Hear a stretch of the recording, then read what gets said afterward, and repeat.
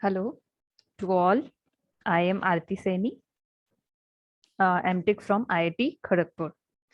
So yesterday we have gone through the rational numbers, the types of numbers uh, in this chapter, number system. Okay. So today we'll study irrational numbers, right? What are irrational numbers? So as yesterday, I've told you that what are rational numbers. So rational numbers, the numbers which can be written in the form of P by Q, where Q should not be equal to 0. And we have taken some examples also, like 1 by 2, 1 by 5. These are all rational numbers because these can be written in the form of P by Q. Even 0 is also a rational number, right? And even these all integers are also comes under the rational numbers category, right? Rational numbers are real numbers also, like that we have studied, right? So now let's move further. Here the definition comes for irrational numbers. What are irrational numbers? See, irrational numbers that can be written in the form of P by Q, right? So what will be the opposite of it? The numbers which cannot be written in the form of P by Q. The numbers which cannot be written in the form of P by Q are called as irrational numbers, right? So let's try to, see the definition. Irrational numbers are the real numbers that cannot be represented as a simple fraction.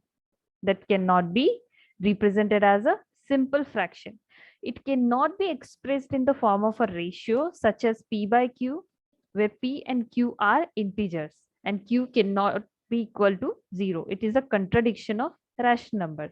As I have told you, it cannot be represented in the form of ratio such as P by Q, okay, where Q is not equal to 0. So it's a contradiction of rational numbers, right? So it was observed first by Pythagoras, right? So the Pythagoras in Greece, followers of the famous mathematician and philosopher Pythagoras, were the first to discover the numbers which are not rationals around 400 BC. These numbers are called irrational numbers because they cannot be written in the form of ratio of integers. So there is another term came into picture, which is ratio of integers. So what are integers? As I've told you yesterday, the negative numbers, right? From minus infinity, 0 will come in mid, like that. So here we'll proceed like this. So these are all integers, right? Because these are not in decimals or fractions. So the ratio of the integers. So let us say this is an integer, this is an integer, and these are its ratio. This is 1:2. That means 1 by 2. So that's why he's using this term, the ratio of integers, right? So these numbers are called irrational numbers because they cannot be written in the form of ratio of integers. There are many myths surrounding the discovery of irrational numbers by the Pythagorean Hipparchus of Croton. In all the myths, Hipparchus has an unfortunate end, either for discovering that root 2 is irrational, for disclosing the secret about root 2 to people outside the secret Pythagorean sect. So here there were some, whenever the new things come, nobody will believe in it, right? But once he tried to find that what is the root 2 value, it is 1.414 some dot dot dot, but it will never end. So once it will never end, so it cannot be written in the form of P by Q. Later on, we will, try to find the methods with the help of which some numbers can be written in the form of P by Q. But if it is not terminating, okay, remember this word, not terminating. Not terminating, that means it will never going to terminate. Terminate, that means suppose if I say one number 1.5, so anyway or other it is going to terminate, right? If suppose I will say 1.514, the number is terminated to 4, right? 1.5115423, it has terminated to 3. But suppose if there is some number which is not getting terminated, right? So it is not terminating, so it is a irrational number. Because it is not getting terminated, it cannot be written in the form of p by q. If suppose if I remove this decimal, you know that the number of digits after the decimal, right? Once I remove this decimal, the equivalent number of zeros will come in denominator, right? So this can be written in the form of p by q after removing the decimal. But if I remove decimal over here, if I remove decimal in this, so how many zeros will I put in denominator? We don't know, right? So if I am not able to put this in the form of p by q, it is a irrational number. That's why the value of root 2, once you can see with the help of calculator, you will never see a terminating value. So it's a non-terminating value. So it's a irrational number. So with this point, we can conclude that the number which is non-terminating is an irrational number, right? There are some properties more into it that we will study later in this chapter. But for now, we can consider that the number which is not terminating, we can say it's a irrational number, right? So let's see some more meaning into it. So the meaning of irrational is not having a ratio or no ratio can be written for that number, right? As we have seen, the ratio, it cannot be written in the form of ratio. That means the number which cannot be expressed other than by means of roots. In other words, we can say that irrational numbers cannot be represented as the ratio of two integers, right? So the number, that means the number which cannot be expressed other than by means of roots, that means root 2, right? I can solve it, but I cannot write it in the form of ratio. In other words, we can say that irrational numbers cannot be expressed as the ratio of two integers, right? Okay, so here's one example of pi. So the pi value is fixed, right? So pi value is fixed, which is 3.14159265358979323846264 dot, right? So somewhere in your mathematics or maybe in your physics chapter, you might have taken the value of pi as 22/7, right? So this is not the real value of pi. This is not the real value of pi, right? This is just a approximate value, right? Once you will solve it, you may get some terminating value. You may get some terminating value, right? Definitely. Why? Because it is able to written in the form of p by q. So it's a rational number. So rational numbers can be terminating, isn't it? So, but this is not the real value of pi. The real value of pi is that's why it is always said that the pi is an irrational number, right? The value of pi or the pi is an irrational number, isn't it? So the number which is not terminating is an irrational number, because pi value is not terminating, it's an irrational number. So the value, somebody can say that there are two values of pi. This is also a value of pi, this is also a value of pi. No, this is a wrong way of saying, right? We are approximating this value in order to solve the numerical problems, right? So that we can get some answers. If we will take this value, we will never get a better or proper answer. We'll have to approximate somewhere. So this is the approximated value, right? So it is not like there are two values of pi. The value of pi is only this one, right? So we can say this is a non-terminating. So pi is an irrational number. Don't consider this once we define the rational or irrational numbers. Okay. So this was the thing. But for your calculation for mathematics or your physics calculations, definitely you can put this pi. Okay, the value of pi can be 22/7 also for calculations. Okay, so let's move forward further. So here are some properties of our irrational numbers.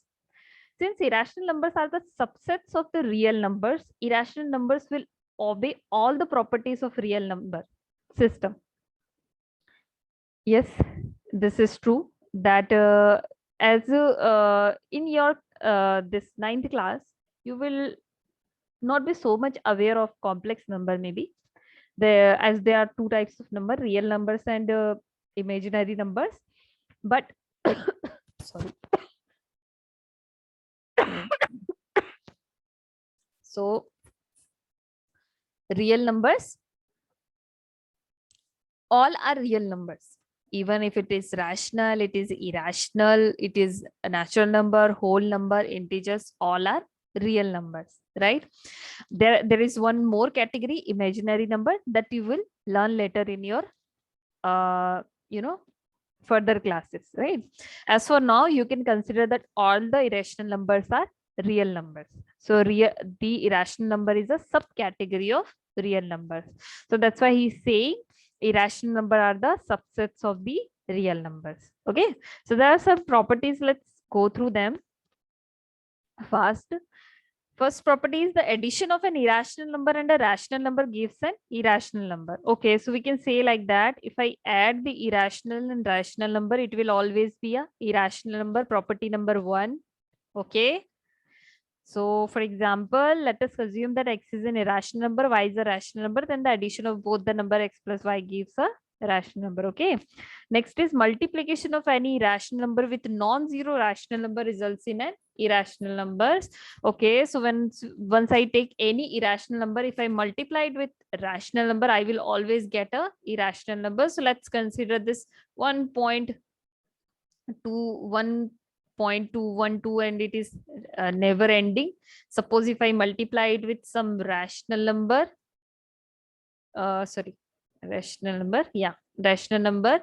So once I solve it, I will always get a non-terminating number, that means irrational number, right? So that's what this property is saying.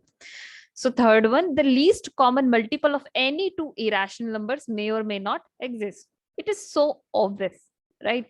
We know how to find the LCM. You know how to solve the LCM, right? You know how to find the LCM. So is it possible to find the LCM of any irrational number? 1.32, suppose it is some irrational number, right? So 1.32, suppose I take same irrational number and suppose I try to find the LCM. So LCM of these two number is 1.32 only. But suppose if I change this number, so now I will never be able to find the LCM of this. So this the LCM of any two irrational numbers may, as I've solved it earlier, it was able to find the LCM, but here may not be exist. So may or may not exist, right? So next one is the addition or the multiplication of two irrational numbers may be rational, right? So this we have already seen here. Okay, it was irrational and rational. He is saying two irrational number. Yeah, true. See, when I multiply these two, these both are irrational number. Once when I'll solve it, it has become the rational number because it can be written in the form of p by q, where q is not equal to 0. But this cannot be written in the form of p by q. So here we can say that the addition or multiplication of two irrational numbers may be rational also, right? But suppose if I multiply root 3 and root 6, so root 3 and root 6 will be root 18. That means root 9, 2. So it will again be 3 root 2. But root 2 is not a rational number. It's a irrational number. So multiplication of one irrational and rational is always irrational according to first property. So this will not satisfy the multiplication of two irrational numbers may or may not be irrational. As here, these are two irrational numbers, but we are getting rational. Here also there are two irrational numbers, but we are not getting rational. This is irrational number, right? So according to this property, the multiplication of two irrational numbers can be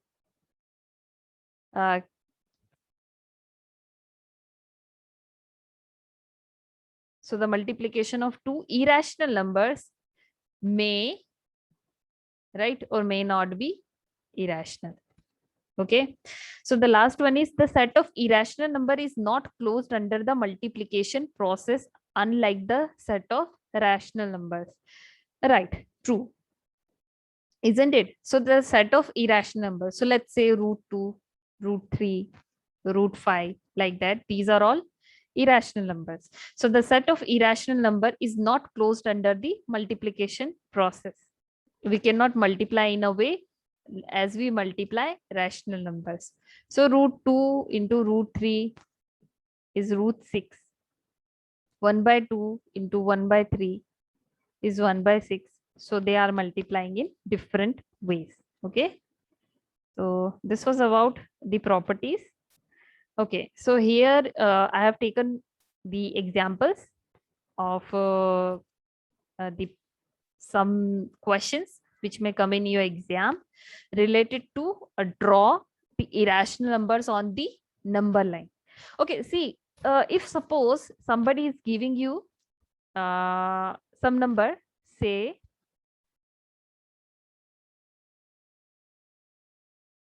okay, so suppose this is the number line.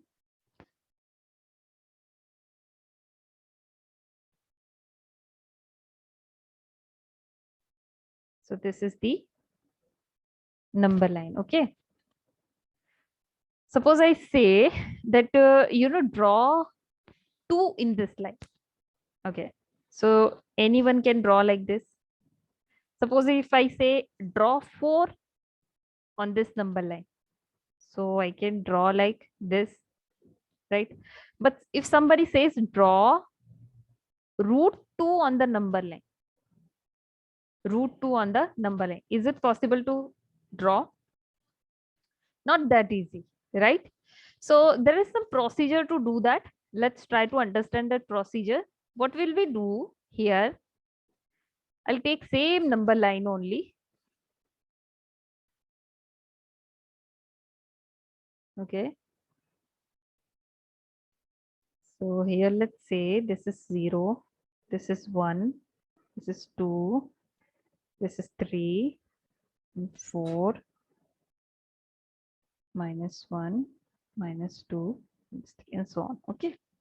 Now he's saying locate root 2. Okay. So there is some procedure. There is some trick we can use to do that. So let's say this is 1. Let's take this point. Okay. Okay. So let's say this is the 1. Okay. Now let's take a perpendicular line on this 1. Okay. So as we know, this is our 90 degree. So we can apply Pythagoras theorem over here. You know Pythagoras theorem. What Pythagoras theorem says? That perpendicular square plus b base square is equals to hypotenuse square. So with the help of that, what will I get? So this distance is 1. This distance is also 1. So root of 1 square plus 1 square. What will I get? I'll get root 2, right? So I am able to draw root 2 over here, isn't it? I'm easily able to draw root 2 here. This is root 2 line. Okay, so this has become easy. Now, if somebody says, now you are able to draw root 2, that is good. Now try to draw root 3. Okay, so give a little thought on that. How will we able to do that? Okay, so I'll give you some 5 seconds. Think on it, that how we will be able to locate root 3 on this number line. Okay, so here's your answer. First, we will draw root 2 only, right? So in order to draw root 3, what will we do?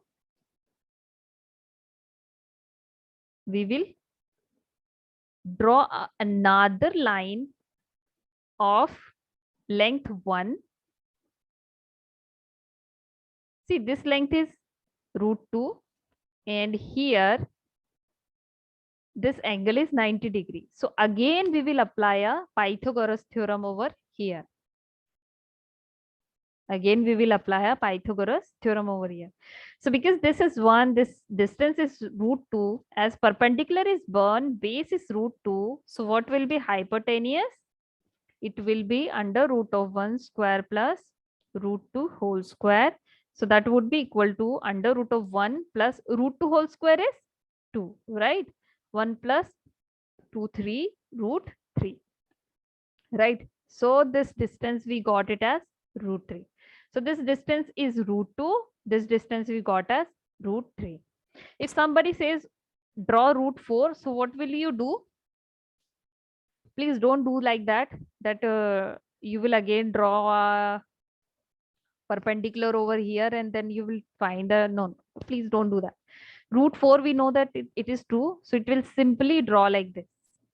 Okay. Okay, so once again, I'll revise the procedure for you. What will we do if somebody is saying that you need to draw root 2 in on number line? First, you will draw 1, then you will draw 1 on perpendicular to it, and then once you will do it, you will join the perpendicular and base lines and draw hypotenuse, and that distance will denote the that hypotenuse distance will denote the root 2. And if you want root 3, then same procedure. If somebody wants some more numbers, will continue that procedure. There is more into it. Once you will do a practice, proper practice, you will get to know. Okay. So let's move further. Okay. So here's one more question over here. So he's saying over here, state whether the following statements are true or false. Justify your answers. So first, he's saying every irrational number is a real number. As I've told you earlier, all the real numbers, all the irrational or rational, all the numbers are real numbers, right? That is true. Even if the number is not terminating, right? If suppose I take any number which is not terminating, right? Doesn't matter. It's a real number only. If it is terminating also, it's a real number. So whether the number is rational or irrational, it will come under the category of real numbers, right? So you can make a note on this, that also it is written in earlier in that PDF. I will send you the PDF once you attend the class, that all the rational or irrational numbers, all the rational and irrational numbers are real numbers.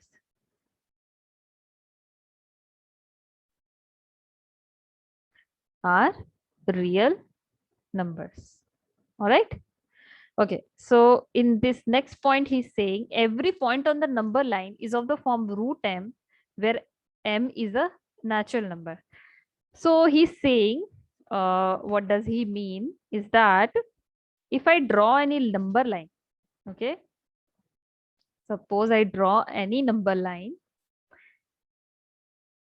he mean to say that every point on this number line will be in this form, root m. So where m is a natural number. So let's say it can be root 2, it can be root 3, it can be root 4, it can be root 5. Okay. So root 2 value is 1.414, right? So let's say some another number, let's say 2. Its value is 2 only. When I draw these two quantities on this number line, so suppose it is 0, 1, 2. So in between 1 and 2, somewhere over here, it will come 1.414, right? So this value is in the form of root 2. But are these all value in this form? Are these all values, every value of it in this form? No. Root 2 can be drawn on number line. Root 3 can be drawn on number line. Root 4 can be drawn on number line. But every value of it of the number line, every point of on the number line will not be in this form, right? 2, 3, 4 are the examples of some of the numbers which are not in this form but can be pointed on number line. So this statement is false. So this statement is false, right?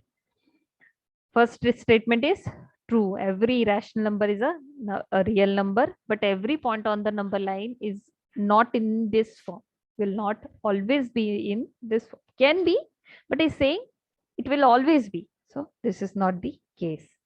Now third one, every real number is a irrational number. Every real number is a irrational number. See, I told you whole number, integers, whether it is natural numbers. There are so many numbers which are what? These are rational numbers. And these are real numbers also. But these are not irrational, right? And he mean to say that every real number is a irrational number. So this is false. Real numbers can be rational also, right? So this is not always the case that every real number is a irrational number. Root 2 is a irrational number. Yes, it is a real number, but 2 is a rational number. This is also a real number. So it is not always the case that every real number is a irrational number. This is false. This statement is false. Okay. So this was the case. Okay. So here it is another example. Are the square roots of all positive integers irrational? Are the square roots of all positive integers irrational? Okay. If not, give an example of the square root of a number that is a rational number. See, root 2 is 1.414, some non-terminating value. So it's a rational number. Okay. According to this example, I can say that the square roots of positive integers irrational, but he's saying all positive integers. Okay. So 4 is a positive integer. Let's take the square root of it. We are getting 2. Is it an irrational number? No, it's a rational number, right? So his statement is wrong. He's saying, this is a yes or no question. So are the square roots of all the positive integers irrational? So answer will be no. It can be rational also. If not, give an example. So this example I have given, you can take some more examples. The perfect square root will always give a rational number, right? These are all rational numbers. But some of the positive integers root will always give, like these odd numbers will always give irrational numbers. Okay. So this is the case. Yes, square root of positive integers are irrational, but not always. This is not a general case. Okay. So here's one more examples that I would like you to try by yourself. I will give a hint that how to solve it. He's saying show how root 5 can be represented on a number line. Okay. So what will I do? As we have done this earlier, draw it's something like this. Okay, so till here we have drawn, right?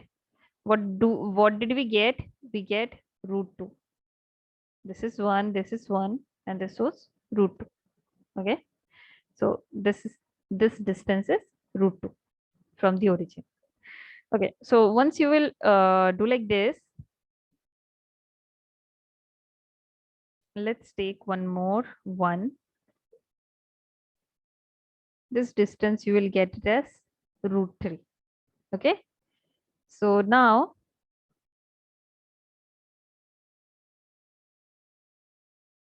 you can mark this root 2 over here right? And then you can find root 5, but it would be better if you proceed like this.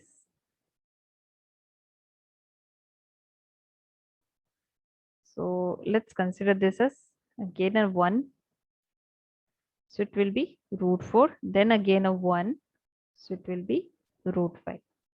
So in this way, you can proceed and draw in your copy. Okay.